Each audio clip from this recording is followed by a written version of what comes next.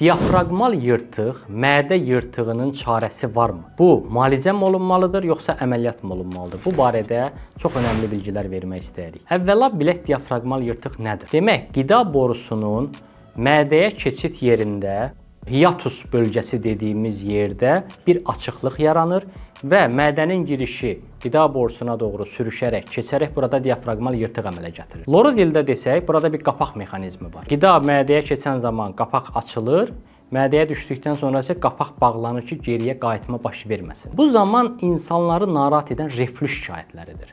Yəni yırtığa bağlı reflüks şikayətləri əmələ gəlir ki, insanları bu narahat edir. Yəni qıcqırma, mədə yanması, ürəkbulanma və s. şikayətlər. Bəs görək bu diafraqmal yırtığın çarəsi nədir? %80% hallarda bu müalicə olunur və reflüyə uyğun rejimlər var. Bax, o rejimləri tətbiq edirik ki, bu zaman fayda görürük. Bu rejimlər nədir? Gecə gec yemək yeyib yatmaq olmaz. Yeməkdən dərhal sonra yatmaq, uzanmaq məsləhət deyil. Yeməkdən ən azı 2-3 saat keçəndən sonra uzanmaq, yatmaq məsləhətdir. Artıq çəki buna ziyan edir. Çünki bu zaman qarındaxili təzyiq artır və reflüks şikayətini artırır və az-az, tez-tez yemək məsləhət görülür. Bax, bu 4 əsas rejimə əməl etmək şərtdir. Bir də burada stres faktorunun çox önəmi vardır. Stres, əsəb gərginlik, reflünü 2 qat artıran bir şikayətdir. Bax, bunu mütləq nəzərə almaq lazımdır ki, effekt görək.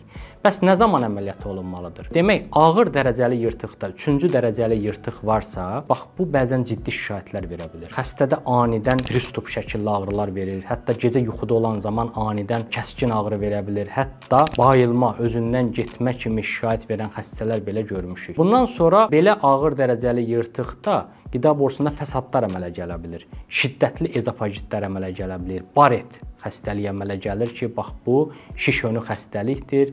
Belə halda əməliyyat barədə düşünmək olar. Və dərmandan asıllıq yaranmışsa, ən vacib, çox rast gəldiyimiz səbəblərdən biri budur. İnsan, demək, mədə qoruyucu turşuluq azaldan dərmanı qəbul edir, normaldır.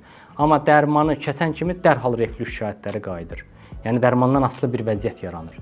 İl ərzində 3 dəfədən artıq belə kəskinləşmə yaranırsa, bax bu zamanda əməliyyat barədə düşünmək olar.